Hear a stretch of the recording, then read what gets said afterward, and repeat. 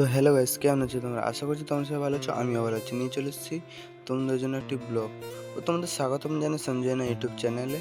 তো যেমন কি দেখতে পাচ্ছ, আমরা দীঘার গেট প্রবেশ করলাম। হ্যাঁ, আমরা দীঘা যাচ্ছি না ঠিকই, কিন্তু আমরা যাচ্ছি দীঘার কাছেই, যেখানে দ্বিতীয় পুরী মন্দির স্থাপিত হয়েছে, ওটিকে দেখার জন্য। আগে তো আমি আসিনি দীঘা, আসতে পারিনি কারণ কিছু কাজের জন্য। তো তাই আজকে আমার বন্ধুকে নিয়ে, আমার ডুগাটিকে নিয়ে বেরিয়ে পড়লাম দীঘার ওই মন্দির দেখার জন্য ও তোমাদের দেখানোর জন্য। তো তোমরা এই ব্লগের সাথে থাকো, ভিডিওটি লাস্ট পর্যন্ত দেখতে থাকো। মন্দিরটি কেমন লাগে, মন্দিরটির রাত্রের ভিউও দেখাবো তোমাদের। ভিডিওটি কেমন লাগে তোমরা নিশ্চয়ই কমেন্ট করে জানাতে ভুলো না। তো ভিডিওটিকে লাইক অ্যান্ড সাবস্ক্রাইব করে দিও। ভিডিওটি ভালো লাগলেও ভিডিওটিকে শেয়ার করো।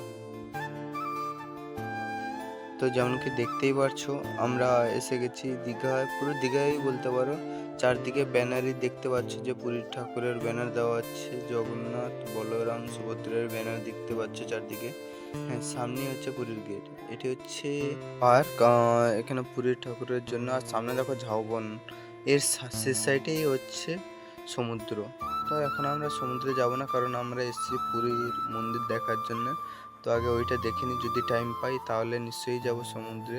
নেক্সট ব্লগে তোমাদের সমুদ্র দেখাবো, ঠিক আছে? তো আমাদের এখানে দীঘা সমুদ্র কেমন লাগে, দেখতে কেমন লাগে, জাস্ট রাত্রের ভিউটি দেখো। রাত তো হয়নি, সন্ধ্যা হয়েছে। সন্ধ্যায় সূর্য ডোবার ভিউটি দেখো, জাস্ট অপূর্ব লাগছে দেখতে।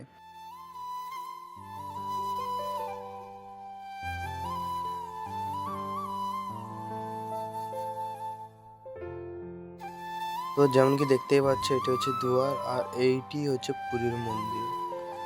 দেখো চারদিকে শুধু ভিউটি দেখো। হ্যাঁ, এটি হচ্ছে জগন্নাথ, পুরীর জগন্নাথ। কিন্তু হ্যাঁ, এটা পুরীর জগন্নাথ নয়, এটা হচ্ছে দীঘার জগন্নাথ। এটা দ্বিতীয় পুরী বলতে পারো। তো যাব, ভিতরে যাব। প্রথম বাইকটিকে, আমার ডুগাটিকে সাইড করে দিয়ে আসি, তারপরে নিশ্চয়ই ভিতরে যাবো। ভিতরে ভিউটিও তোমাদের দেখাবো সন্ধ্যার সময় ও রাত্রের সময়। কোন ভিউটি ভালো লাগে নিশ্চয়ই আমাকে কমেন্ট করে জানাতে ভুলো না তোমরা।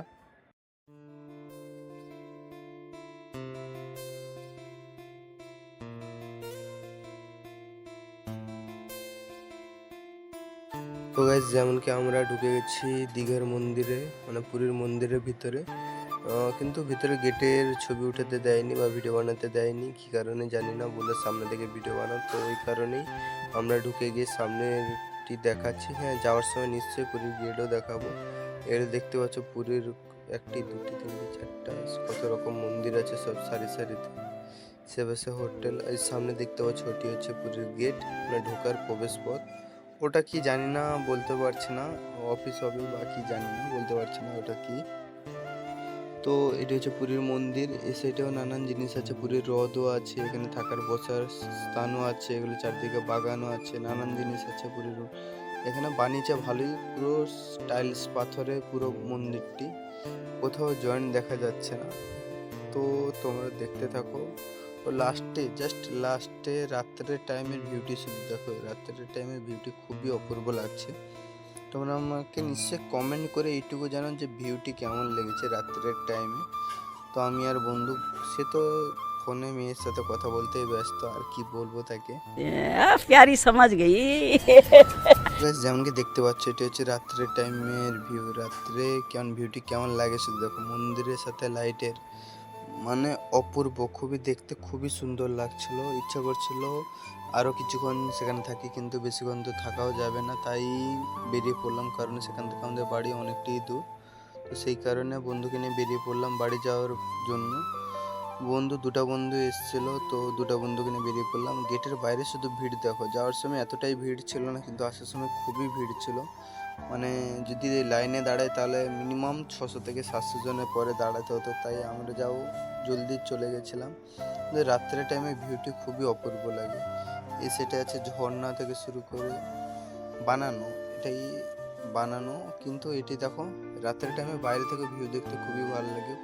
পুরীতে মন্দিরে ঢোকার জন্য চারদিকে লাইটের ব্যবস্থা করা আছে, তো দেখতেও খুব ভালো লাগছিল।